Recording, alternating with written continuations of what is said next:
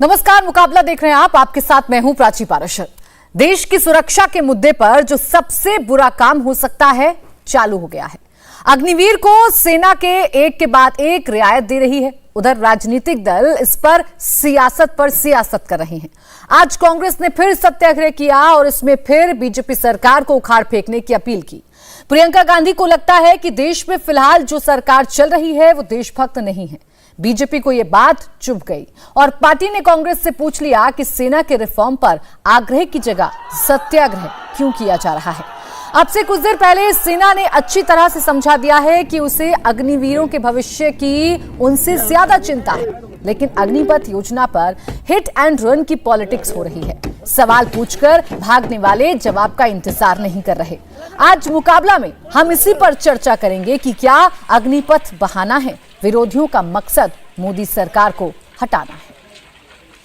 लेकिन सबसे पहले आपको सुनवा देते हैं प्रियंका गांधी ने सत्याग्रह के बहाने कैसे मोदी सरकार पर हमला बोला। ऐसी स्कीम है जो इस सेना को खत्म कर देगा। आप इस सरकार को पहचानिए, इस सरकार की नीयत को पहचानिए मेरे भाइयों मेरी बहनों। इस सरकार को खत्म कीजिए, इस सरकार को गिराइए। ये आपका मकसद होना चाहिए कि आपके देश में एक ऐसी सरकार बने जो सच्ची देशभक्ति दिखाए। लेकिन आप रुके नहीं, आप थके नहीं, ये आपके अधिकार है। तो प्रियंका गांधी ने सरकार गिराने की बात की तो बीजेपी प्रवक्ता संबित पात्रा ने प्रियंका गांधी को ही घेर लिया। सुनिए संबित पात्रा ने कांग्रेस पर कैसे डायरेक्ट अटैक किया। आज कांग्रेस से, मैं आज सोनिया जी से, राहुल जी से, प्रियंका जी से पूछना चाहता हूं, प्रियंका जी, जब आपको आग्रह करना चाहिए था कि जो सेना के लिए रिफॉर्म आवश्यक है वो रिफॉर्म हम कब करेंगे, आपने तब आग्रह नहीं किया। आज आप सत्याग्रह कर रही हैं। ये किस चीज का सत्याग्रह है?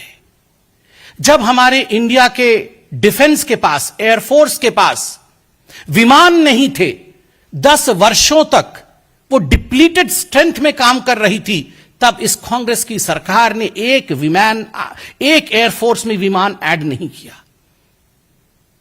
राफेल हम लेकर आए, उसमें भी राजनीति की गई, उसमें भी राजनीति की गई। उसका हश्र क्या हुआ उन्होंने खुद भुगता है।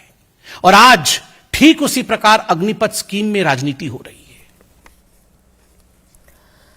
तो अग्निपथ पर मचे सियासी संग्राम को लेकर चर्चा करेंगे। इसी पर खास मेहमान हमारे साथ जुड़ गए हैं। अलका लांबा जी, प्रवक्ता कांग्रेस, स्वागत है आपका। माधव आनंद, प्रवक्ता जेडीयू, आपका भी स्वागत है। डॉक्टर नवल किशोर, प्रवक्ता आरजेडी, हमारे साथ हैं, आपका भी बहुत स्वागत है। डॉक्टर आशुतोष वर्मा, प्रवक्ता समाजवादी पार्टी, आपका भी बहुत स्वागत है। सबसे पहले शुरुआत अलका लांबा जी आप पर ही करूंगी। बीजेपी कह रही है कि अग्निपथ तो बहाना है, मोदी सरकार को गिराना है आपका मकसद।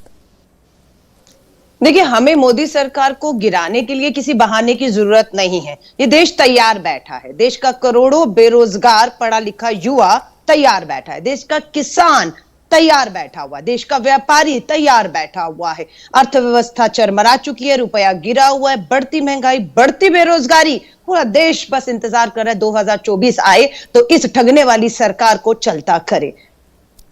अग्निपथ सेना भर्ती योजना पर विवाद है ना। मैं ये पूछना चाहती हूं, कहां गायब हो गए जो ईडी के ऊपर रोज आना स्मृति ईरानी और राष्ट्रीय नेता प्रेस कॉन्फ्रेंस कर रहे थे। आज 5वां दिन है अग्निपथ भर्ती योजना को लागू किए हुए। कहां गायब हो गए ये सब नेता? क्यों ये युवा सड़कों पर उन्हें बताने में कामयाब नहीं हो पा रहे कि ये भर्ती योजना उनके लाभ में है? विजय वर्गीय जो भाजपा के राष्ट्रीय महासचिव मध्य प्रदेश से आते हैं, वो कहते हैं कि हम इन अग्निवीरों को हम अपने मुख्यालय में, कार्यालय में चौकीदार रखेंगे, दरबारी रखेंगे जो भाजपा के नेताओं को सलाम मारेगा। इन्हीं के नेता जो कृष्णा रेड्डी हैं, गृह राज्य मंत्री हैं देश में, वो कहते हैं इनके हाथ में उस्तरा पकड़ाएंगे, नाई बनेंगे। बुराई नहीं है उसमें, कोई बुराई नहीं उसका में, पर ध्यान से सुनिएगा। अगर पढ़े लिखे आदमी को कहेंगे आप पीएचडी डॉक्टर को पकौड़े तलिए तो फिर ये तय कर लेगा। अगर आप सेना के जवान को कहेंगे आपके हाथ में उस्तरा पकड़ाएंगे, आपके हाथ में साबुन पकड़ाएंगे, आप गंदे कपड़े धोइएगा, आप नाई का काम करिएगा, आप ड्राइवर का, इलेक्ट्रिशियन का काम करिएगा, अदानी अंबानी के जो बड़े बड़े औद्योगिक है उनके दरबार बनकर उनकी रक्षा करिएगा, तो यही तो स्वीकार नहीं है। 4 साल, 17.5 साल का युवा भर्ती होगा, 21.5 में रिटायर कर दिया जाएगा, कोई पेंशन नहीं। 1 पेंशन, 1 रैंक से आई सरकार, नो पेंशन, नो रैंक के नाम से धोखा कर रही है। 4 साल में रिटायर कर देंगे, कोई पेंशन नहीं। भविष्य क्या होगा ये आप भाजपा के नेताओं ने बता दिया कि कोई नाई बनेगा, कोई इलेक्ट्रीशियन बनेगा, तो उसके लिए इतनी कड़ी परीक्षा जो है ट्रेनिंग की जरूरत क्या है? नाई अपना काम बिना ट्रेनिंग के अच्छा कर रहा है, इलेक्ट्रीशियन भी अच्छा कर रहा है, ड्राइवर भी अच्छा कर रहा है, वो काम अच्छा कर रहे हैं आज तक। लेकिन जो सेना की ट्रेनिंग है उस ट्रेनिंग के मतलब बदल दिए जा रहे हैं। आज पूरा विवाद इस पे खड़ा हो गया है। और सरकार, मैं फिर कहूंगी, ये योजना सेना, तीनों सेनाएं नहीं लेकर आई हैं, ये योजना सरकार लेकर आई है, तीनों सेनाओं पर थोपी जा रही है और सेनाओं को प्रवक्ता बनाकर मुखियाओं को, जो हमारे तीनों सेनाओं के, उन्हें आगे किया जा रहा है और उनकी साख पर बहुत बड़ा प्रश्न चिन्ह खड़ा हो जाएगा। आप जो तमाम सवाल खड़े कर रही हैं, आप जो तमाम सवाल खड़े कर रही हैं, जहां तक मैं समझ पाई हूं, आपको इस बात की चिंता है कि 4 साल बाद जो देश का युवा है वो क्या करेगा। इन तमाम सवालों के जो जवाब हैं वो आज सेना ने दे दिए। वो बता रहे हैं कि किस तरीके से आगे उनका भविष्य जो है वो तय किया जाएगा। प्राची जी, उन्होंने ये कहा है कि 100 में से 25 आगे जाएंगे, उनको पहले चयन किया जाएगा और उसमें से जो है सिलेक्ट 25% को किएगा, 75% को रिजेक्ट कर दिया जाएगा। पहले सिलेक्ट फिर रिजेक्ट कर दिया जाएगा। उस 75% में 10% को आरक्षण दिया जाएगा। आरक्षण किस आधार पर दिया जाएगा? First come first serve. क्या आधार होगा नहीं मालूम। 65% जो बचेगा उसका होगा क्या भविष्य, ये बता दिया। अगर उस युवा को ये भविष्य मंजूर है 4 साल के बाद, क्या भाजपा के मुख्यालय के बाद अलका लांबा जी, सेना तो ये कह रही है कि हम स्किल बना के भेजेंगे, स्किल्ड करके भेजेंगे बच्चों को, ताकि 4 साल बाद जब वो बाहर आए तो वो कुछ और करने के लिए काबिल हो जाए। बहुत अच्छा। बहरहाल आपने फिर धोखे में मत रखे, ये मत कहे ये सेना भर्ती योजना है। ठीक है अलका लांबा जी, आपके सवाल है। राकेश सिन्हा जी बीजेपी सांसद जुड़ गए हैं, चर्चा में उनको ले आते हैं, उनसे जवाब ले लेते हैं। राकेश सिन्हा जी, अलका लांबा जी ये कह रही हैं कि आप खिलवाड़ कर रहे हैं देश के साथ, और ये भी आरोप लगा रही हैं राजनीतिकरण कर दिया है आपने तीनों सेनाओं का। बिल्कुल। देखिए, पहली बात यह है कि अलका लांबा जी या कांग्रेस पार्टी या तमाम उन पार्टियों को जो इस योजना का विरोध कर रही हैं, पहले बताना चाहिए देश को कि कोई नई योजना आती है और यदि उसमें न्यूनता नजर आती है तो लोकतंत्र में न्यूनता नजर आना कोई असहज और गलत बात नहीं है। उस न्यूनता के पक्ष में बात करना भी कोई गलत असहज नहीं।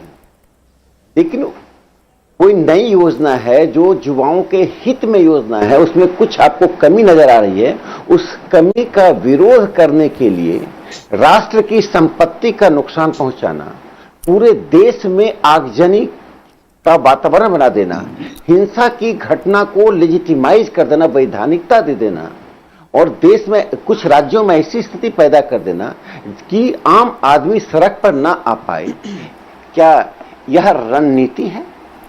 क्या यह इस योजना की कमियों को बताने का तरीका है? क्या संसदीय जनतंत्र में यही एकमात्र रास्ता रह गया है? क्या पूरे देश को नक्सलवादी तरीके से चलाने का कांग्रेस पार्टी और वह पार्टी जो संसद के भीतर शून्यता का अनुभव कर रही है, उस संसद के बाहर यही नक्सलवादी तौर तरीके से क्या देश और समाज को संदेश दिया जाएगा? तो मैं कहना चाहता हूं कि यह जो योजना घोषित हुई है, यह घोषणा ऐच्छिक है, यह कंपलसरी नहीं है। यह ऐच्छिक घोषणा में युवाओं को सैन्य प्रशिक्षण देकर सेना में लाया जा रहा है। अब देखिए कितनी अच्छी योजना की विशेषता है कि जिन युवाओं को योजना में लाया जा रहा है उनकी आयु वर्ग क्या है। जिस आयु वर्ग में लोग एमए और बीए की परीक्षा पास करते हैं, उस योजना में युवाओं को पूरी ट्रेनिंग दे दी जाती है। ठीक है। ट्रेनिंग के बाद युवा हाथ में क्या लेकर निकलते हैं? अलका लांबा जी ने क्या पढ़ा है प्रावधान को? पहले अलका लांबा जी बताएं कि जो युवा इस योजना से उनकी कमियों पर मैं एक प्रश्न पूछना, मेरे एक प्रश्न का जवाब ये बैठे हुए दे दें कि एक छात्र को, एक नौजवान को इस योजना के 4 साल बाद क्या हाथ में आएगा, बताएं पहले। में चौकीदार के लिए चलिए ठीक है, लेकिन पहले वो एक जवाब दे दें कि मैं इसका जवाब ले लूंगी, बाकी पैनलिस्ट के पास जाऊंगी। सवाल ये है कि जब इतनी अच्छी योजना है और इसकी तारीफ भी हो रही है, तो आप समझाने में नाकाम क्यों हो रहे हैं? ये जिम्मेदारी किसकी है? अगर आप कोई भी योजना लेकर आ रहे हैं तो कम से कम ऐसा माहौल तो बना लीजिए कि देश ना जले, देश की संपत्ति को नुकसान ना पहुंचे। देखिए, आपने इतिहास नहीं, आज आपने इतिहास में कभी सुना है क्या? कभी सुना है क्या?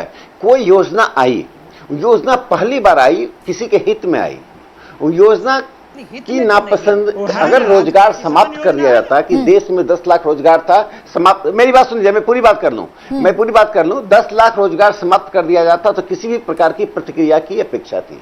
एक योजना आई रोजगार के लिए, उस योजना के रोजगार के लिए आई योजना की नापसंदगी जताने के लिए क्या कोई छात्र नौजवान जाकर ट्रेन में आग लगाएगा? ये भी तो सवाल है। ये राकेश सिन्हा जी आप कह रहे हैं कि विपक्ष के इशारे पर हो रहा है, लेकिन सवाल ये है कि जिम्मेदारी सरकार की भी बनती है। बहरहाल आरजेडी प्रवक्ता मैं बता रहा हूँ की ही बनती है। मैं आऊंगी सर, बात पूरी करिएगा। मैं एक एक कमेंट सबसे ले लूं। एक पंक्ति में अपनी बात एक पंक्ति में मैं इस बात को पूर्ण विराम दे दूं, एक बात पूर्ण विराम दे दूं, एक पंक्ति में बोल दूं। देखिए बात यह है कि यदि आप सुनियोजित तरीके से मौके की तलाश करने के लिए बैठे हुए हैं कि किसी भी परिस्थिति में आगजनी की घटना करनी है, सुनियोजित है, सुव्यवस्थित है और पूर्व नियोजित है। यह पूर्व नियोजित है जिसमें असामाजिक तत्वों को सामने रखकर छात्रों नौजवानों को बदनाम किया गया है। ठीक है। लोकतंत्र, किसी भी लोकतंत्र में ऐसी घटना किसी ने कल्पना तक नहीं की थी। अकल्पनीय, ये अकल्पनीय है। और जिन लोगों ने अंजाम दिया है वो संसद के भीतर जो कमजोर हैं, वो संसद के बाहर अपनी कमजोरी और बदहवासी का उन असामाजिक तत्वों के कंधे पर मैंने पहले कहा था कि आप कह रहे हैं कि विपक्ष के इशारे पर हो रहा है। डॉक्टर नवल किशोर जी, आज तेजस्वी यादव जी भी आए मीडिया के सामने, 20 सवाल उन्होंने पूछे। अब बीजेपी ये कह रही है कि आप सिर्फ बरगलाने का काम कर रहे हैं, विपक्ष सिर्फ और सिर्फ युवाओं को बहका रहा है, अफवाहें फैला रहा है, और ये सब कुछ जो हो रहा है जिम्मेदार विपक्ष है। देखिए, ये राकेश सिन्हा जी बोल रहे थे कि इतिहास में कभी हुआ है। इसी राज्य में पिछले 2 मोदी सरकार में आप देख लीजिए, किसान बिल वापस हुए, SC/ST एक्ट पर पीछे गए, 13 पॉइंट रोस्टर के पीछे गए। ये तो कानून बनाते ही वापस लेने के लिए, जिनके कहने पे पूरा देश ताली थाली बजाने के लिए तैयार हो जाता है, उनको ये समझा नहीं पा रहे हैं। यही सबसे बड़ा सबूत है कि आपके द्वारा लाए गए स्कीम में केवल दाल में काला नहीं, काला ही काला है उसमें। रही बात युवाओं की, युवा पिछले 3 साल से तैयारी करके इंतजार कर रहे थे कि जो नौकरियां, जो रिक्तियां रुकी हुई हैं, जिसमें वो मेडिकल और फिजिकल और हेल्थ देकर इंतजार कर रहे थे रिटन एग्जाम के लिए, उसके बदले में उनके पास एक ऐसा योजना आता है जिसमें बेरोजगार होने की सबसे पहले गारंटी है कि 4 साल में आप बेरोजगार हो जाएंगे। रोजगार मिलेगा या नहीं मिलेगा उसकी तो संभावना, वो कॉम्पिटिटिव एग्जाम है, किसको मिलेगा किसको नहीं मिलेगा, लेकिन जिसको मिलेगा वो बेरोजगार ही होगा। आप कहते हैं सरकार निशाने पे है, सरकार के निशाने पे समाज के सबसे बहुसंख्यक लोग निशाने पे हैं। पहले किसान निशाने पे था, उससे पहले मुसलमान निशाने पे था, अब जवान निशाने पे है। तो निशाने पे तो एक एक करके देश के नागरिकों को ये बरगलाने का, उनके भविष्य चौपट करने का ठेका ले रखे हैं। और विपक्ष को कह रहे हैं, विपक्ष को तो ये कहते हैं विपक्ष इस देश में है ही नहीं, जो है वो मोदी ही है। तो फिर आज नवल किशोर जी आप कह रहे हैं, नवल किशोर जी आप जो सवाल कर रहे हैं, बात ये है कि ठीक है विरोध करिए, अगर आपको कोई योजना पसंद नहीं आ रही है विरोध करिए, लोकतंत्र सबको अधिकार देता है, लेकिन ये जो हिंसक विरोध हो रहा है इसकी तो निंदा करेंगे ना। प्राची जी सुनिए ना, विरोध जिनके लिए योजना आई है वो खुद कर रहे हैं, स्वतः स्फूर्त आंदोलन है। इस आंदोलन में जो हिंसा हो रही है उसका लगातार हम लोग अपील कर रहे हैं कि अगर युवा अपने बात मनवाना चाहते हैं तो हिंसा रहित आंदोलन होनी चाहिए। हिंसा के एक्सपर्ट तो भाजपा है, दंगाई भाजपा है, हर तरह का तनाव फैलाने में माहिर है भाजपा। वो किसको कहती है ये बात, कौन नहीं जानता है। राकेश जी के ट्वीट से राष्ट्रीय जनता दल राष्ट्रीय जंगल राज थोड़े हो जाएगा। जंगल राज में विश्वास रखने वाले कौन है, उनके अपने ही प्रदेश के अध्यक्ष संजय। ठीक है सर, देखिए अगर हिंसा सर देखिए बात यह है कि हिंसा का तो विरोध होना ही चाहिए। जो तरीका अपनाया है तथा कथित छात्रों ने, क्योंकि अब देखिए उनको छात्र भी कहा जाना बहुत मुश्किल है, क्योंकि जो छात्र अपने भविष्य के बारे में सोच रहा है वो देश की संपत्ति को आग नहीं लगाएगा, जो सेना में जाना चाहता है वो देश को नुकसान नहीं पहुंचाया। बहरहाल माधव आनंद जी चौपट कर दो और आंदोलन भी नहीं करें, आंदोलन करें सर, बिल्कुल आंदोलन करें, चौपट कर दे। नवल किशोर जी आंदोलन करें, लेकिन आंदोलन के तरीके को लेकर सवाल है। खैर माधव आनंद जी, बिहार में सबसे ज्यादा हमें विरोध देखने को मिला, हालांकि आप भी सहमत नहीं हैं अपनी ही सहयोगी पार्टी के साथ इस स्कीम को लेकर, लेकिन अब सेना समझा रही है, बता रही है कि देखिए इसमें बच्चों का भविष्य खराब नहीं होगा। एक तरफ सेना यूथफुल बनेगी और जब 4 साल बाद बच्चा बाहर निकलेगा तो स्किल्ड होकर निकलेगा और हर जगह उसको प्रेफरेंस दी जाएगी। इस पर विश्वास कर रहे हैं अब आप? प्राची जी, देखिए कि सबसे बड़ी बात है कि केंद्र सरकार ने जिन उद्देश्यों की प्राप्ति के लिए यह स्कीम लाने का काम किया, उस उद्देश्य की प्राप्ति नहीं हो पा रही है। जिस युवाओं की भागीदारी की बात हम लोग कर रहे हैं कि सेना में कम उम्र के जो है सो युवा आवे, जिससे जैसे युवा शक्ति जैसे प्रदर्शित हो, लेकिन वही युवा शक्ति आज सड़क पे जो है सो खड़ा है, सड़क पे जो है सो वायलेंस हो रहा है। और मैं तो कहना चाहता हूं कि जो तरह तरह की बातें आ रही हैं, तो अगर सरकार ने नई स्कीम लाई तो क्या सरकार की ये रिस्पॉन्सिबिलिटी नहीं बनती थी कि जितने स्टेक होल्डर्स हैं सबके साथ बातचीत करें, एक सहमति बना ले। और यहाँ स्टेक होल्डर्स में पॉलिटिकल पार्टी को नहीं मानता हूं, क्योंकि जब इस तरह की बात करेंगे तो बीजेपी हो सकता है कि बोल दे कि भाई किसको आप स्टेक होल्डर्स मानते हैं। यहाँ स्टेक होल्डर्स डिफेंस एक्सपर्ट्स के भी राय जो है सो बटे हुए हैं। कई आपके चैनल पे लगातार मैं 3 दिन 4 दिन बैठा हूं, कितने डिफेंस एक्सपर्ट के राय जो है सो डिफरेंट नेगेटिव व्यूज आए हैं। स्टूडेंट सड़क पे हैं, वो समझने को तैयार नहीं है, उनमें कहीं ना कहीं असुरक्षा की भावना है। उनको लगता है कि 4 साल के बाद मेरा क्या होगा, जो जायज है मैं कर सकता हूं। तो आप इतने बड़े पैमाने पे अचानक से चेंज कर देंगे और सहमति नहीं बनाएंगे तो स्वाभाविक है इस तरह की चीजें देखने लेकिन माधव आनंद जी, आज जो सेना के रिप्रेजेंटेटिव आए थे, जो प्रेस कॉन्फ्रेंस कर रहे थे, वो कह रहे थे कि 1989 से ही जरूरत थी कि हम सेना को यूथफुल बनाएं, तभी से विचार कर रहे थे, तब हो नहीं पाया सक्सेसफुल। अभी हम लगातार चर्चाएं करके, डिस्कशन करके इस योजना को लेकर आए हैं क्योंकि सेना के हित में है। आप किससे चर्चा किए? आप इंटरनली अपने सांसदों से चर्चा कर लिए या गठबंधन के सभी दलों से चर्चा किए? मैं सेना की बात कर रही हूं, मैं सेना की बात कर रही हूं सर। नहीं, वही तो मैं कह रहा हूं ना कि जब आप अचानक से कोई चीज ले आएंगे, डिस्कशन आप किसी से नहीं करेंगे, ठीक है, मैं कहता हूं सेना से आपने डिस्कस कर लिया, लेकिन जिससे डिस्कशन हुआ आज, तो जिसके लिए आप काम कर रहे हैं वही लोग सड़क पे खड़े हैं, वायलेंस हो रहा है। हम लोग ने तो केंद्र सरकार से मांग की कि अविलंब पुनर्विचार कीजिए, जो हिंसा हो रही है, लोकतंत्र में हिंसा का कोई जगह नहीं। आपके चैनल के माध्यम से पुनः मैं रिपीट कर रहा हूं और छात्रों और युवाओं से अपील कर रहा हूं कि हिंसक न हो, अपने बात को। बिल्कुल माधव आनंद जी, लेकिन इसी को साजिश कहा जा रहा है, इसी को आरोप प्रत्यारोप की राजनीति इस पर शुरू हो गई है। और बात यह है कि सेना ने साफ कर दिया है कि रोल बैक नहीं होगी ये योजना, ये सेना ने साफ कर दिया है। मैं आऊंगी आपके पास अलका लांबा जी, जरा आशुतोष वर्मा जी से भी एक कमेंट ले लेती हूँ। आशुतोष वर्मा जी, किस चीज का विरोध हो रहा है? अब तो सेना के अधिकारी भी आकर समझा रहे हैं कि ये स्कीम हित में है, सेना के लिए है, यूथफुल सेना के निर्माण में एक कदम है।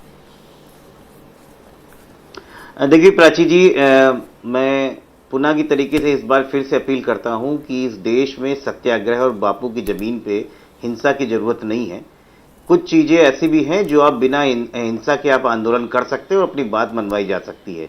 पहले कई उदाहरण ऐसे रहे हैं, तो मुझे लगता है कि हिंसा को तुरंत बंद करना चाहिए। ये मेरी अपील है आपके चैनल के माध्यम से। उसके बाद मैं आपके सवाल के जवाब पे आता हूं। प्राची जी, ये बहुत ही अजब है कि पिछले 8 सालों में इस देश ने वो दिन भी देख लिया कि सरकार की प्रवक्ता बनके इस देश के तीनों सेना अध्यक्षों को आके प्रेस कॉन्फ्रेंस करके उनकी बातों को समझाना पड़ रहा है। आज से पहले आजादी के बाद ऐसा कभी नहीं हुआ कि सेना अध्यक्ष जाके जनमानस से सीधे इंटरेक्शन कर रही हूं, और ये दिन मोदी सरकार ने दिखला दिया है। असल में जो आपने बात बोली, आप मुझे सही तरीका बता दीजिए एक बार, फिर इसका जवाब। मेरी बात पूरी हो जाने दीजिए। मैं आपकी बात पूरी होने रही हूं, छोटा सा सवाल जोड़ रही हूं, मेरे मन में सवाल आया, मैं छोटे से सवाल जोड़ रही हूं, फिर मैं उसके बाद इसका जवाब जरूर लूंगी राकेश सिन्हा जी से। सही तरीका क्या है बात को कन्वे करने का? सेना को अगर नहीं सामने आना चाहिए था तो फिर कौन समझाएगा जो युवा आक्रोशित हो रहे हैं उनको? बताता हूं प्राची जी, इस देश में लोकसभा है जिसमें 543 सांसद हैं, राज्यसभा है जिसमें 200 सांसद हैं, और बहुमत की सरकार है समाज भारतीय जनता पार्टी की, इनके सारे सांसद हैं, और खुद रक्षा मंत्री भी एक बहुत जिम्मेदार, और उनकी खुद भी पब्लिक इमेज बहुत अच्छी है। मुझे लगता है कि उनको जाके खुद बात करनी चाहिए। लेकिन सवाल तब उठता है जब मोदी सरकार किसी भी चीज को डिस्कस करने से पहले एक आदेशित करती है, उसके बाद अपने प्रवक्ताओं को और अलग एजेंसियों को उसको सिखाने के लिए, समझाने के लिए भेजती है। ठीक, ऐसा क्यों होता है इस देश में? जब मेरी बात पूरी है, ऐसा क्यों होता है कि जब सीए की कानून लाती है तो मुसलमान को समझा नहीं पाते हैं, जब कृषि कानून लाते हैं तो किसानों को समझा नहीं पाते हैं, जब नोटबंदी लाते हैं तो अर्थशास्त्रियों को समझा नहीं पाते हैं, और अब जब अग्निपथ युवाओं के लिए लाए हैं तो युवाओं को समझा नहीं पा रहे हैं। मुझे लगता है कहीं ना कहीं संवादहीनता आपके अंदर आ गई है, और ये जो बड़ी हुई आपको बोलते हैं ना कि जैसे अभी राकेश सिन्हा जी ने कहा कि हमारे पास संसद है और हमारे पास संख्या बल है, जिनके नहीं वो बाहर हैं। लोकतंत्र में हार और जीत नहीं होती है, और भारत के लोकतंत्र की खूबी यही है कि विपक्षी भी आपके साथ में खड़ा होता है। जो भी सांसद विपक्ष में खड़े हुए हैं वो अपने अपने वहां के नुमाइंदे हैं, उनको वहां की जनता ने दिखाया है और भारत की जनता ने जिताया है। तो ये कहना कि हमारे पास संख्या बल है, हम आदेशित कर देंगे और इस देश को एक ऑटोक्रेटिक वे में चलाएंगे, इसका हम खंडन करते हैं। और ये बहुत ही ठीक है, इसका खंडन आप करिए आशुतोष वर्मा जी, लेकिन देखिए समझाया जा रहा है छात्रों को, और बीजेपी यही कह रही है बार बार कि ये आप लोग भ्रम पैदा कर रहे हैं युवाओं में, उन लोगों में जो आक्रोशित होकर सड़कों पर आ रहे हैं। अलका लांबा जी, मैं आपके पास आऊं, उससे पहले एक छोटा सा जवाब, उससे पहले छोटा सा जवाब राकेश सिन्हा जी आप दे दीजिए, क्योंकि एक एक करके कई सारे सवाल इकट्ठा हो गए हैं। संवादहीनता, आप जो भी कानून लेकर आते हैं, आप जो भी स्कीम लेकर आते हैं, उसका इसी तरीके से विरोध होना, आपका रोल बैक कर लेना, ये क्या दिखाता है? जल्दबाजी दिखाता है क्या सरकार की? ये आपके ही साथी पूछ रहे हैं, आपके विरोधी दल के साथी। देखिए, एक बड़ा महत्वपूर्ण बात यह है कि सेना के संबंध में विपक्ष यह पूछ रहा है कि निर्णय कैसे होता है, सेना कैसी होनी चाहिए, सेना को युद्ध में किससे, कैसे और किन तकनीकी से लड़ना है, लड़ने के लिए कौन से हथियार और कौन से लोग चाहिए, यह निर्णय संसद भी नहीं कर सकती है, यह निर्णय सेना स्वयं करती है। सेना अपनी आंतरिक चीजों का निर्णय करने के बाद राजनीतिक नेतृत्व के पास आती है, राजनीतिक नेतृत्व परामर्श करके सेना के उचित मांगों को पूरा करती है। पूरी दुनिया में सेना का जो एवरेज आयु है, औसत आयु है, और भारत में सेना की जो औसत आयु है उसमें व्यापक अंतर आया है। और सेना के संबंध में निर्णय लेते समय हमें संवेदनशील होना चाहिए, सेना की आवश्यकता को समझना चाहिए। अभी रसिया यूक्रेन युद्ध को हम देख रहे हैं, भारत लगातार चीन के हमले की आशंका बनी हुई है, पाकिस्तान से युद्धरत हम रहते हैं। ऐसी स्थिति में सेना के आधुनिकीकरण करना, उसके मानवीय पक्ष को मजबूत करना, और मानवीय पक्ष को मजबूत करने के लिए तीनों सेना के अध्यक्षों का आपस में परामर्श करना, सेना बड़े रिसर्च के बाद, शोध के बाद, जिसकी आवश्यकता 80 के दशक में ही महसूस कर दी गई है, उसकी पूर्ति भारत की सरकार अभी कर रही है। मैं एक और छोटी सी बात बताऊं, ये कितनी निकम्मे लोग हैं। भारत के संसद में जाकर संसद का बहस देखिए, जो हमने तीनों सेना अध्यक्षों को मिलाकर एक पद बनाया था, उसकी मांग भारत के संसद में 1950 के दशक में हुई थी। 50 के दशक में तर्क दिया गया, जिसे नरेंद्र मोदी जी की सरकार ने जाकर 2014 में सत्ता में आने के बाद किया। तो सेना की आवश्यकता को औसत आयु और युवाओं को जो भर्ती किया जा रहा है, उनको आर्थिक रूप से मजबूत करके जो 25% को नौकरी देने के बाद जो 75% बाहर आ रहे हैं, हाँ, हर मंच से की जा रही है, लेकिन आपके ही विपक्षी दल, मेरी बात मेरे विपक्षी बात छोड़ दिया, मैं जो बात कर रहा हूँ, देखिए एक बात समझ लीजिए कि मैं पांच तो कर लूं इस बात का। देखिए, जो 10% रिजर्वेशन मिलेगा, जो 2 करोड़ हमारे पास जॉब है, 2 करोड़ जॉब है, चाहे सीआरपीएफ ले लीजिए या असम राइफल ले लीजिए, सब मिलाकर 2 करोड़ जॉब है। 2 करोड़ जॉब में इनको निश्चित रूप से प्राथमिकता मिलेगी। प्राथमिकता का मतलब अगर ये नहीं समझ पा रहे, ट्रेंड आर्मी के ट्रेंड व्यक्ति को प्राथमिकता मिलना एक तरह से जॉब की सुनिश्चितता होती है। दूसरा कि उनके पास जो पैकेज के साथ है, सरकार के अंशदान, बराबर के अंशदान के साथ, उनके जमा राशि के साथ जब बाहर आएंगे, एक अच्छी राशि के साथ 22-23 साल की उम्र में 10% को तो 10% जो नौजवान बाहर आएगा, बाकी बच्चे लोगों का क्या होगा? आप जल्दी से अलका लांबा जी आप जवाब दे दीजिए, क्योंकि बार बार राकेश सिन्हा जी कह रहे हैं, सिन्हा जी खुद बता रहे हैं उनके 8 साल के कार्यकाल में 2 करोड़ पद खाली पड़े हुए। ये इनकी अभी का बयान है, दर्शक देख रहे हैं। प्रधानमंत्री जी ने क्या कहा था, हर साल 2 करोड़ नौकरियां, 22 से 24 में 2 साल है। अरे आप सुन तो लीजिए, आप पूरी बात सुनते, 2 करोड़ हमारे पास, 2 करोड़ 10 लाख नौकरियां लाएंगे अगले 2 साल में। और अभी प्रधानमंत्री जी कहां हैं? 14 तारीख को ये योजना की घोषणा की जाती है, आज 19 तारीख है, 5वां दिन है, देश जल रहा है, युवा क्रोशित है।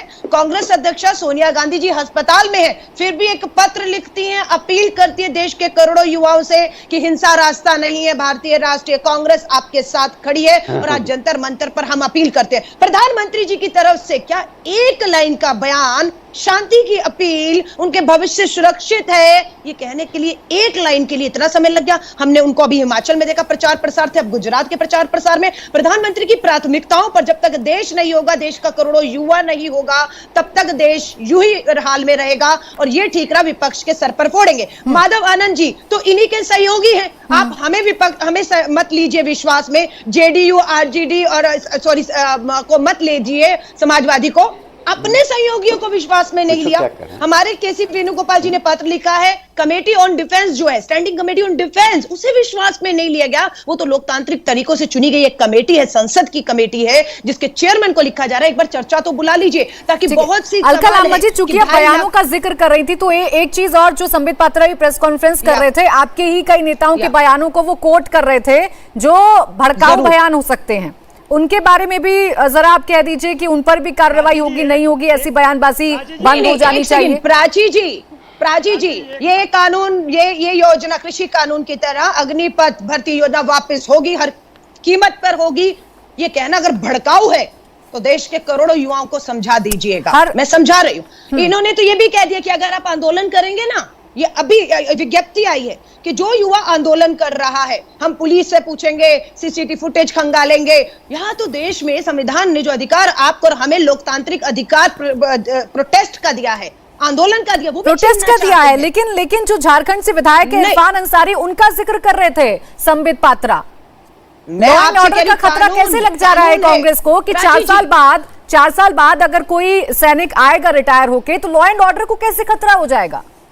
नहीं, एक सेकंड, ये हमने नहीं कहा। ये सेना के जो प्रमुख हैं, पीके सहगल साहब सेना के प्रमुख रहे, ये उनकी चिंता है। ये चिंता सिर्फ कांग्रेस की नहीं है। आप सेना के पूर्व अधिकारियों को तो सुन लीजिए। उन्होंने कहा है कि मखौल और मजाक बनाकर रख दिया है भारतीय सेना का, जो विश्व की सबसे मजबूत सेना है। एक 17.5 साल में युवा आएगा, 22 साल में रिटायर होकर चला जाएगा, और यहां पर हमारे सर पर जब मान लीजिए चाइना या दुश्मन देशों से चुनौती आएगी, वो रिटायर हो गया होगा। अब मैं साफ युवाओं को कह के जा रही हूं, अगर आपको यह फैसला मंजूर है तो आप आगे बढ़िए, भर्ती में शामिल होइए। 4 साल बाद रिटायर होकर भाजपा के मुख्यालय के बाद इन नेताओं को सलामी मारिएगा। जिनको मंजूर नहीं है, मैं उन्हें कहूंगी, आंदोलन आपका अधिकार है, शांतिपूर्ण आंदोलन करिए। कांग्रेस 24 में लौटती है, इस योजना को फाड़ कर, यही तो कह रहे हैं अलका लांबा जी, वो यही तो कह रहे हैं, यही तो कह रहे हैं संबित पात्रा जी, यही तो कह रहे थे कि आपके साथ जनता जनार्दन है नहीं, आप एक मूवमेंट को अपने साथ लेकर आप सिर्फ अपने पक्ष में माहौल बनाने की कोशिश कर रहे हैं। कांग्रेस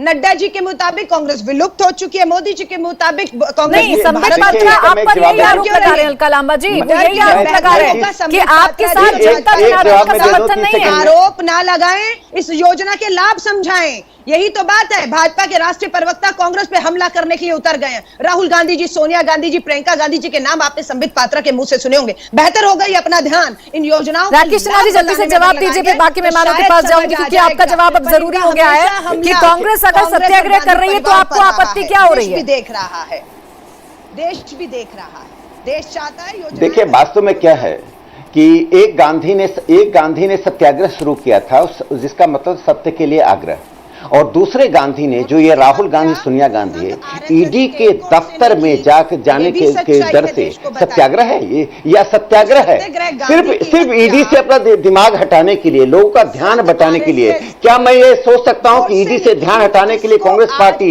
ये सारा प्रपंच सड़कों पे करवा रही है?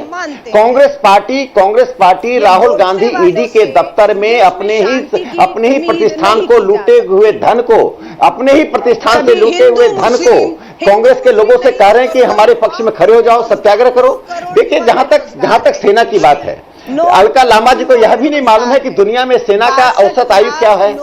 अलका लांबा जी, आपको यह भी नहीं मालूम भारत में सेना का औसत आयु क्या है। युद्ध में वो वीर जवान जाते हैं, युद्ध में आप नहीं जाती हैं। स्टूडियो में बैठकर सेना को प्रवचन मत दीजिए। जो लोग स्टूडियो में, जो लोग सरहद पर जाते हैं, जो लोग स्टूडियो में जाते हैं, दोनों में अंतर है।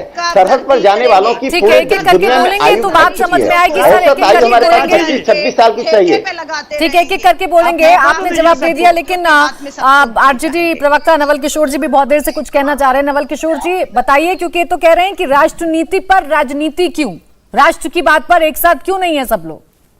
देखिए, नीति जो है वो राष्ट्र नीति नहीं है। नीति अगर खराब होगी तो सवाल जिनके लिए आप नीति बना रहे हैं, कानून बना रहे हैं, वो भी करेंगे, और विपक्ष का दायित्व है कि किसी भी जन विरोधी कानून का विरोध करे। मैं सिर्फ इनसे पूछना चाहता हूं कि रोजगार की जो बात कर रहे हैं, अभी 19 महीना हो गए बिहार में चुनाव के आधार पर जो सरकार बनी, वो तो ऐसे तो चुराई हुई जनादेश की सरकार है, लेकिन 19 लाख रोजगार की बात जो इन्होंने 2020 में की, 19 महीना हो गए, क्या 19 नौकरी दे पाए हैं बिहार में? नंबर एक, ये पूरा एक पृष्ठभूमि तैयार हुआ है जिसके आधार पे अविश्वास बना है युवाओं में, और यही कारण है कि युवा में आक्रोश है। आप 19 महीना में कोई नौकरी नहीं दे पाते हैं आप, और कहते हैं कि हम 19 लाख रोजगार देंगे। दूसरी बात यह है कि जो लोग पूरे रिक्तियों के आधार पे, जैसे बिहार में 10 लाख रिक्तियां हैं, पूरी रिक्तियां नहीं भरी जा रही हैं। भारत सरकार का अपना स्टेटमेंट है कि रिक्तियों के आधार पे लाखों रिक्तियां हैं वहां पे आप 3 साल से लोगों को इंतजार करा रहे हैं। जो बच्चे तैयारी कर रहे हैं डिफेंस के लिए, सैनिक के लिए,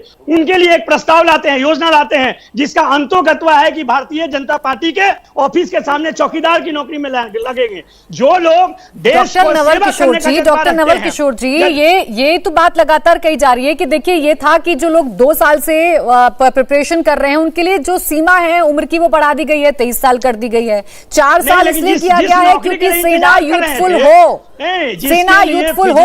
आज जब प्रेस कॉन्फ्रेंस कर रहे थे, प्रेस कॉन्फ्रेंस की जा रही थी नवल किशोर जी, तो बताया जा रहा था कि देखिए, आंकड़ा अगर आप उठाकर देख लेंगे तो अगर एज ज्यादा होती है तो दुर्गम स्थानों पर जब पोस्टिंग होती है तो वहां कैजुअलिटी ज्यादा होती है, मैन पावर में कमी आती है। इसी वजह से यूथफुल सेना की बात सेना कर रही है। 8 साल के बाद इनको पता चला है, 8 साल के बाद ये गणित इनको पता चला है कि कहां पे मैन पावर कम होगी, ज्यादा होगी, और मैन पावर को पूरा करने के लिए एकदम दर्शनहीन, बिना विचार किए कोई प्रस्ताव लेकर आ जाएंगे उन वर्ग के लिए जो कि सबसे ज्यादा जोश और सबसे ज्यादा जज्बा है जिस उम्र में देश सेवा करने के लिए। उनको बोलते हैं कि आइए 4 साल के लिए 75% बेरोजगार हो जाइए, और फिर जो मामला है, जो उस 75% का भी वो इंतजाम कर रहे हैं। तो ये बात है नवल किशोर जी, वो कह रहे हैं आप सवाल तो पूछिए, लेकिन युवाओं को समझाते हुए सर, क्योंकि अगर इस तरीके की बयानबाजी होती रहेगी तो देश के हालात सामान्य नहीं होंगे। आशुतोष वर्मा जी, सर्विसमैन के लिए पहले भी व्यवस्था रही है जी। देखिए प्राची जी, अभी इस बात पे सवाल तो बात की है कि ये स्कीम अच्छी है कि खराब है, ये डिफेंस एक्सपर्ट और उसके लोग बोले, लेकिन अभी तो इस निकम्मी सरकार के बारे में पूछना है जो जब से बनी हुई तब से अपने ऐसे नीतिगत फैसले ले रही है जिस पर लगातार अपने आप को यू टर्न ले रही है और कहती है हम लगातार इस पर समीक्षा करके ऐसे फैसले लेती हैं। मुझे तो शक है कि भारतीय जनता पार्टी के नेताओं को या भारतीय जनता पार्टी के सांसदों को भी इस स्कीम के बारे में नहीं पता था, और अचानक एक दिन बताया जाता है और उसके बाद लगातार देश में जो आग लगती है, तो उसकी पूरी जिम्मेदारी मोदी गवर्नमेंट की और मोदी कैबिनेट की है। आप शुरुआत से देखिए, भूमि अधिग्रहण नियम लेके आए, बहुत अच्छा लेके जा रहे, तुरंत यूटर्न लेके उसको वापस किया। कृषि कानून लेके आए, जब तक किसानों ने शहादत नहीं देगी तब तक वापस नहीं लिया। उसके बाद आधार पे जो उन्होंने बोला, जब यूपीए गवर्नमेंट थी कि ये देश को बर्बाद करने की है, और जब मोदी जी आते हैं तो कहते हैं ये 70,000 करोड़ का निवेश देगी हमको।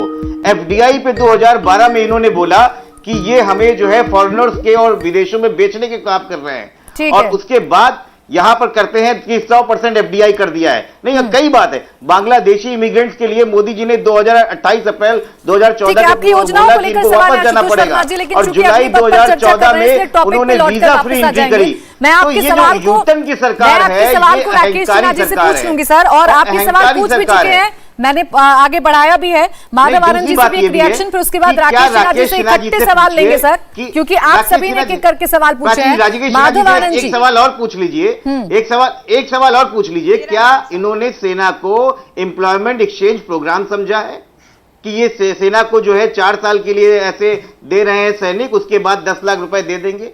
सेना एक चलिए ठीक है सर, आपके आरोप है, राकेश सिन्हा जी इस बात का जवाब देंगे। राकेश सिन्हा जी, मैं माधव आनंद जी के पास जाऊं क्योंकि सवाल बहुत ज्यादा इकट्ठे हो गए। आप पहले जवाब दे दीजिए, सर। उनको भरोसा नहीं हो पा रहा है, और भरोसा नहीं हो पा रहा है, आपकी सहयोगी दल को भी नहीं हो पा रहा है। माधव आनंद जी बैठे हैं, वो भी कह रहे हैं कि ऐसे ही फैसला ले लिया गया। सहयोगी दल को भरोसा नहीं करवा पा रहे हैं, जनता में कैसे भरोसा जगाएंगे? मुझे समझ में नहीं आ रहा है कि पढ़े लिखे लोग भी सेना के बारे में कैसी धारणा रखते हैं, और इन्होंने जो शब्द कहा कि सेना को एम्प्लॉयमेंट एक्सचेंज समझ लिया है, तो आप सेना में जाइए, सेना का रिटायरमेंट एज शिक्षकों की तरह 65 साल कर दीजिए। सेना में जाइए, सेना में जैसे चिकित्सकों का रिटायरमेंट एज 70-75 साल हो गया, सेना में भी कर दीजिए, क्योंकि कहीं का शिक्षकों का स्तर। देखिए, हर प्रोफेशन की, व्यवसाय की एक अपनी प्रकृति होती है, उसका एक जोखिम होता है। सेना की प्रकृति और जोखिम के अनुसार से सेना स्वयं निर्णय लेती है, और पहली बार सेना के निर्णय के ऊपर ये राष्ट्रीय जनता दल जो आग लगा रही है वो करी, हमारे दफ्तर में आकर निर्णय लो, हमारे दफ्तर में आकर निर्णय लो। ये राष्ट्रीय जनता दल राष्ट्रीय जंगल राज दल है, जिसने दिखा दिया कि इतने सालों के बाद भी उसकी प्रकृति, उसका चरित्र, उसका दर्शन नहीं बदला है। जिस बिहार में आप सरकार जॉब दे रही है, जॉब मैं कह रहा हूं कि लोकतंत्र में विमर्श के रास्ते हमेशा खुले रहते हैं। लोकतंत्र में आपको अपनी बात कहने का रास्ता होता है। जब आपको 10 लाख जॉब मिल रहा है और जॉब की घोषणा होती है और रातों रात आग लगाना शुरू कर देते हैं, ऐसा लगता है जैसे 10 लाख जॉब समाप्त कर दिया गया है जॉब। और जब अग्निवीर बाहर आएंगे, वो एक पैकेज के साथ बाहर आ रहे हैं। जिस उम्र में आप राष्ट्रीय जनता दल के कार्यकर्ता आग लगा रहे हैं, उस उम्र में अग्निवीर 11 लाख के पैकेज के साथ आएंगे, जिसमें कि सरकार का अंशदान होगा। जो इंश्योरेंस होगा वो पूरी तरह से सरकार उसका अंशदान दे रही है। और ये जो हमारे एक प्रवक्ता किसी पार्टी के बोल रहे थे, मैं राजनीतिक युवा है, वो कह रही है चिंता इसी बात पर है कि जो युवा निकल कर आएंगे 4 साल बाद, उनकी प्रवृत्ति कैसी होगी, क्योंकि वो तो सब कुछ सीख कर आएंगे। मैं अलका लांबा जी आपके पास आऊंगी और मैं जवाब आपसे भी लूंगी डॉक्टर नवल किशोर, क्योंकि आरजेडी को लेकर सवाल पूछ रहे हैं राकेश सिन्हा जी भी। लेकिन माधव जी, आप जरा बताइए, आप तो सहयोगी दल हैं, बार बार मंशा को स्पष्ट कर रहे हैं। राकेश सिन्हा जी भी कह रहे हैं कि हमारा तो मंशा बड़ी स्पष्ट है, सेना भी बार बार स्पष्ट कर रही है हमारी मंशा तो बड़ी स्पष्ट है, मोटिव बड़ा क्लियर है, फिर भी समझ नहीं पा रहे हैं, और जिसकी वजह से युवाओं या जो तथाकथित उग्रवादी हैं, जो उपद्रवी लोग हैं, जो आगजनी कर रहे हैं, उनको कंट्रोल नहीं कर पा रही हैं तमाम राज्य सरकारें। प्राची जी, राकेश सिन्हा जी मेरे बड़े भाई की तरह हैं, हम दोनों बिहार से आते हैं, बड़ा सम्मान है। देखिए, जिसको समझाना है उनको सरकार समझावे, ना हम लोगों से पहले परामर्श किया, ना हम लोग कुछ कहने वाले होते हैं। ठीक है, हम लोगों को पसंद नहीं आया, युवा सड़क पे हैं, युवा जो है आज आंदोलन भी कर रहे हैं, हिंसक आंदोलन भी कई जगह हो रहा है, जिसकी हम लोग भर्त्सना भी कर रहे हैं। सरकार अपना लॉ एंड ऑर्डर को दुरुस्त करने का काम करेगी कि इस तरह की घटनाएं घटित न हो। जो भी संपत्ति है, चाहे केंद्र सरकार की हो या प्रदेश की सरकार को हो, उसको जो जलाने का काम न हो, हम लोग आग्रह कर रहे हैं। लेकिन जिसको समझाने की जरूरत है, उसको समझाने का काम तो ये बीजेपी और जो केंद्र की सरकार है उन्हीं को करना पड़ेगा। माधव जी, इस बात की चीज है क्या कि आप सहयोगी दल हैं, लेकिन आपसे डिस्कस नहीं किया और ऐसे ही लेकर आगे स्कीम, इसी बात की चीज है क्या? देखिए, ठीक है, डिस्कस किया नहीं किया वो बहुत मायने नहीं रखता। आप जिन उद्देश्यों की प्राप्ति के लिए जिसके लिए काम किए, वही लोग आज सड़क पे हैं। तो मैं तो यही कहूंगा राकेश सिन्हा जी के माध्यम से केंद्र सरकार को कि आप उनको समझाने का कोशिश कीजिए, वो समझ जाते हैं तो फिर किसी को कोई आपत्ति नहीं है, उनको आप समझा लीजिए। ठीक है माधव जी, लेकिन जो लोग प्रदर्शन कर रहे हैं, या मैं प्रदर्शन नहीं कहूंगी, वो लोग जो आग लगा रहे हैं देश में, जो लोग प्रॉपर्टी को नुकसान पहुंचा रहे हैं, उनकी जो तस्वीरें आ रही हैं, उनको देख लीजिए, उनकी उम्र क्या है, इसको लेकर फिर सवाल खड़े होते हैं। खैर, नवल किशोर जी, आरजेडी की जो फुल फॉर्म है, ठीक है, आरजेडी की जो फुल फॉर्म है वो भारतीय जनता पार्टी कभी रेल जलाओ दल बता रही है, कभी राष्ट्रीय जलाओ दल बता रही है। अरे भारत जलाओ पार्टी के ये सदस्य हैं, इनको क्या पता है जिस संघ से ये ताल्लुक रखते हैं उसका तो पूरा जीवन में आजीवन ये काम ही रहा है कि धर्म के आधार पे विवाद फैला, जाति के आधार पे विवाद फैला। यह विवाद फैलाने का ठेका तो वही दल और संगठन लिए हुए है। राष्ट्रीय जनता दल गरीबों के साथ है, वंचितों के साथ है, उन तमाम लोगों के साथ है जो इस देश में अमन चैन चाहते हैं। ये तो अमन चैन के विरोधी हैं। राष्ट्रीय जनता दल निरंतर 3 दशक से बिहार के जनता के मन में है। भारतीय जनता पार्टी अभी तक पिछलग्गू ही बनी है। इनको क्या पता है, इनको सरकार में रहने के लिए तो पिछले दरवाजा का होता है, या तो जनादेश की चोरी करते हैं या करवाते हैं, वही काम करते हैं। जिस तरह की भाषा बोलते हैं, इनका कंपटीशन मुझे लगता है अपने ही दल में गिरिराज सिंह से है। इनका राष्ट्रीय जनता दल से कोई ताल्लुक नहीं है, कोई कंपटीशन नहीं है, क्योंकि वैचारिक तौर पे राष्ट्रीय जनता दल के सामने ये खड़ा नहीं हो सकते हैं। इनका दल खड़ा नहीं हो सकता, इनका संगठन खड़ा नहीं हो सकता है। इसलिए राष्ट्रीय जनता दल, नवल किशोर जी, कल जब बंद हुआ था बिहार में, जिसमें प्रदर्शन हुए हैं, आपका समर्थन था सर उसमें? 10 सेकंड सुन लीजिए। जिस रेल को लालू यादव ने पूरे देश विदेश में 1 लाख करोड़ फायदा पहुंचाया, उसको तो इनके सरकार ने बेच दिया। सारे संस्थाओं को बेच दिया। जो सरकारी संवैधानिक संस्थाएं हैं उसका इस्तेमाल करके विपक्षियों से बदला लेते हैं, उसको डराते हैं, धमकाते हैं और जेल में जबरदस्ती बंद कराने का रास्ता तैयार करते हैं। सरकार चलाने कहाँ आता है? डराने धमकाने आता है। चलिए, सरकार चलाना नहीं आता, ये सिर्फ डरा रहे हैं। लेकिन नवल किशोर जी, अब छोटा सा सवाल मेरा भी है, मेरा भी छोटा सा सवाल है कि कल जो बंद बुलाया गया था बिहार में, जिसकी आड़ में प्रदर्शन हुआ, जिसकी आड़ में उपद्रव हुआ, उसको तो समर्थन आपकी पार्टी का भी था। बिल्कुल, जो अग्निवीर लाए हैं वो युवा विरोधी है। उस मुद्दे पे राष्ट्रीय जनता दल युवाओं के साथ है, ये कहते हुए कि हिंसा का प्रयोग को किसी तरह से राष्ट्रीय जनता दल समर्थन लेकिन नहीं करता आपके है। बंद के समर्थन में सर उसी की आड़ में आगजनी हो गई और इसीलिए भारतीय जनता पार्टी आप पर आरोप लगा रही है। जिम्मेदारी सबको समझनी होगी नवल किशोर जी। आपकी सरकार राज्य में है, केंद्र में है, सारे संस्थाओं सरकार तो है कटघरे में सर, सरकार तो है ही, सरकार से तो हम सवाल पूछ ही रहे हैं। लेकिन अगर आप किसी को बंद का समर्थन आप दे रहे हैं तो सर जिम्मेदारी फिर आपकी भी बनेगी, आपसे भी सवाल पूछे जाएंगे।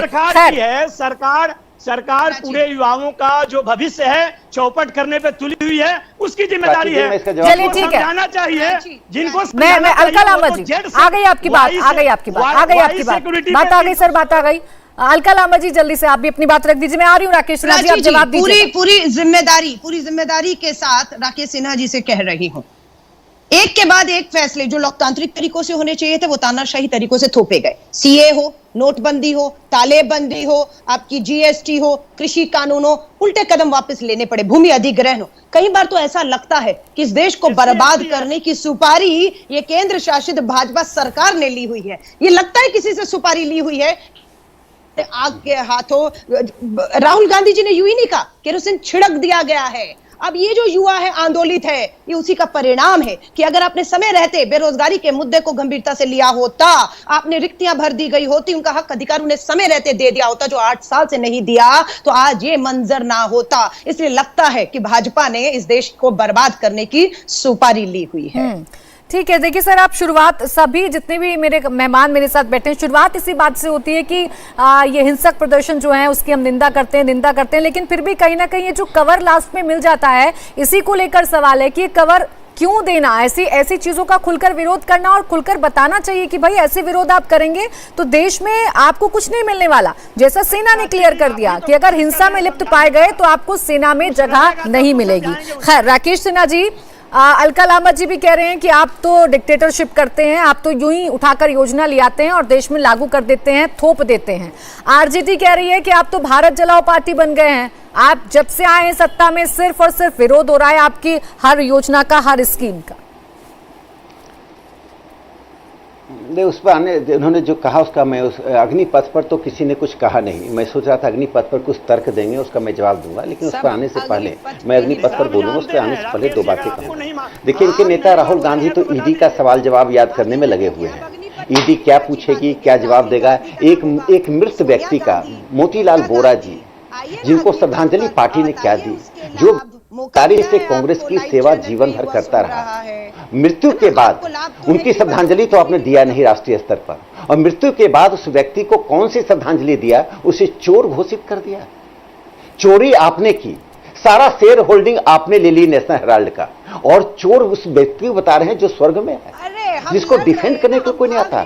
दुनिया के इतिहास में, किसी भी व्यक्ति, दुनिया के इतिहास में, राजनीतिक इतिहास में इतनी दुर्गंधपूर्ण घटना नहीं दिखाई पड़ी जो सोनिया गांधी, राहुल गांधी के परिवार ने मोतीलाल बोरा जी के साथ। मैं एक बात सुन लीजिए, अब मेरी बारी है, मेरी बात अब सुन लीजिए। दूसरी बात, राष्ट्रीय जनता दल की बात मैं कर रहा हूं। सत्ता से बाहर रहने के बाद राष्ट्रीय जनता दल ने जिस तरह से बिहार में असामाजिक तत्वों का प्रयोग करके और रेल में आग लगाया, लालू जी ने 1 लाख करोड़ रेल में लाभ दिया, किसने, कहां से आंकड़े लाते हैं। जहां तक आगजनी की घटना करके, हिंसा की घटना करते, भारतीय जनता पार्टी के दफ्तरों में आग लगाकर, भारतीय जनता पार्टी के नेताओं पर हमला करके, 74 में जयप्रकाश जी के नेतृत्व में आंदोलन हुआ, भ्रष्टाचार के खिलाफ, बेरोजगारी के खिलाफ, महंगाई के खिलाफ। ऐसी घटनाएं देखने को नहीं मिली। लेकिन लाखों छात्र जो सड़कों पे थे, उन्होंने ऐसी घटना नहीं दी। यह सामाजिक अपराध चलाया गया एक मुहिम। और जब विपक्ष टेलीविजन चैनल पर बैठकर, विपक्ष सड़कों पे जाकर युवाओं को गलतफहमी पैदा करेगा और सरकार से कहेगा आप गलतफहमी दूर कीजिए, आपका राष्ट्रीय दायित्व बनता है। दायित्व आपकी है, झूठ बोलते हैं लेकिन आप। राकेश सिन्हा जी, सरकार में आप हैं सर, सरकार में आप हैं, आप समझिए इस बात को। आपसे सवाल पूछा जाएगा कि फिर चलिए ठीक है, राकेश सिन्हा जी, मैं ये बात भी मान लेती हूँ कि कुछ लोग हैं जो युवाओं को बरगला रहे हैं, लेकिन फिर तो ये आपकी आप कैसे ना कह दें हम कि आपकी नाकामी है, कि आप समझ नहीं पाए कि आपको योजना लेकर आएंगे तो आपकी नाक के नीचे साजिश हो जाएगी और देश का माहौल बिगड़ जाएगा। देखिए बात क्या है, सरकार योजना यदि आपके स्टूडियो के बाहर मैं बैठा ही हूं कि आपके स्टूडियो में आग लगा, आपकी योजना आई और मैंने आग लगाना कर दिया, योजना आई और अगले दिन सुबह में आग लगनी शुरू हो गई। योजना रोजगार का था और उल्टे आगजनी शुरू हो गई। जब प्रायोजित चीजें होती हैं, जब राष्ट्रीय स्तर पर वो प्री प्लान्ड होती हैं, जो कांग्रेस पार्टी, राष्ट्रीय जनता दल जिसके पीछे खड़ी है, तो उसका कोई जवाब नहीं, उसका तर्क नहीं, हिंसा का कोई तर्क नहीं। और मैं दूसरी बात कहना चाहता हूं, अग्निवीर जो जाएंगे उनको 4 साल का प्रशिक्षण मिल रहा है। 4 साल के प्रशिक्षण के जो अमाउंट लेकर बाहर आ रहे हैं, 25% की नौकरी सुरक्षित हो रही है, 25% उन नौजवानों को नौकरी दी जा रही है जो क्वालिफाई रहने योग्य पाए जाते हैं। 75% जो जाएंगे, 75% को राष्ट्रीय सुरक्षा एजेंसियों में नौकरी मिल रही है। आगे राकेश सिन्हा जी, आपकी जब उनके भविष्य को सुधारा किया जा रहा है, विपक्ष उनके भविष्य को अंधकार में बनाकर जो भ्रम पैदा कर रही है, ये विपक्ष की नाकामयाबी है। धन्यवाद प्राची जी। राकेश जी कह रहे हैं प्रशिक्षण दिया जा रहा है, युवा यही तो पूछ रहा है। प्रशिक्षण भाजपा के मुख्यालय, जो देश भर में 500 मुख्यालय, उनके दरबारी बनने का, उन्हें सलाम भाजपा के नेताओं को मारने के लिए मिल रहा है। यही तो प्रशिक्षण कहां जाएगा? ये इनके नेता बता रहे हैं कि आपको भाजपा के मुख्यालय में चौकीदार की नौकरी रखी जाएगी, किसी को धोबी बनाया जाएगा, किसी को अलका लांबा जी, ये तो भ्रम दूर करना है ना। ये तो कह रहे हैं कि आरक्षण दिया जाएगा, ये तो कह रहे हैं कि रक्षा मंत्रालय में आरक्षण दिया जाएगा। अब ये भी कह रहे हैं कि इंडस्ट्रीज जो है बड़ी बड़ी, वो भी स्किल के आधार पर इन बच्चों को उठाएंगी। अलग अलग राज्य सरकारें जो है वो इन बच्चों के लिए ऐलान कर रहे हैं। प्राची जी, सबसे बड़ी बात कि प्रधानमंत्री जी खामोश क्यों है? ये आपने सही कहा राकेश जी, आप सत्ता में है, विपक्ष में नहीं है। सरकार का मुखिया प्रधानमंत्री मोदी जी है। एक बार अपील नहीं की, क्योंकि शायद वही इस जलते हुए देश को जो जल रहा है देख। अलका लांबा जी, फिर आप ये तय कर लीजिए कि आपको प्रधानमंत्री नरेंद्र मोदी की अपील चाहिए या फिर इससे आप नहीं, प्रधानमंत्री की अपील का असर होता है, लेकिन वो अपील नहीं कर रहे हैं। और नहीं मैम, जब इसकी अच्छी बातों को गिराया जाता है तो आप प्रधानमंत्री को लेकर बैठ जाती हैं, और जब प्रधानमंत्री की बात आती है तो आप इसके लूपहोल्स को लेकर बैठ जाती हैं। बहरहाल ये आरोप प्रत्यारोप चलते रहेंगे। ठीक है, मुझे बीच में अब आप देखिए, डिबेट का समय मेरे पास खत्म हो गया है। बहुत शुक्रिया आप सभी खास मेहमानों का हमारे साथ इस चर्चा में जुड़ने के लिए, शामिल होने के लिए। तो सवाल यही है कि देश के हित में अगर योजना लाई जा रही है, सेना अगर ये लगातार कह रही है कि यूथफुल सेना की जरूरत है, और जो 4 साल बाद बच्चा रिटायर होकर आएगा उसके लिए भी तमाम इंतजाम किए जा रहे हैं, उसे प्राथमिकता दी जाएगी, तो फिर ये आग क्यों लगी हुई है? फिर क्यों युवाओं को बरगलाने का काम किया जा रहा है? राष्ट्र हित में क्यों ये राजनीति की जा रही है? इंडिया टीवी हर वक्त हर जगह डाउनलोड करने के लिए सर्च करें India TV news Google play store या ऐप स्टोर पर।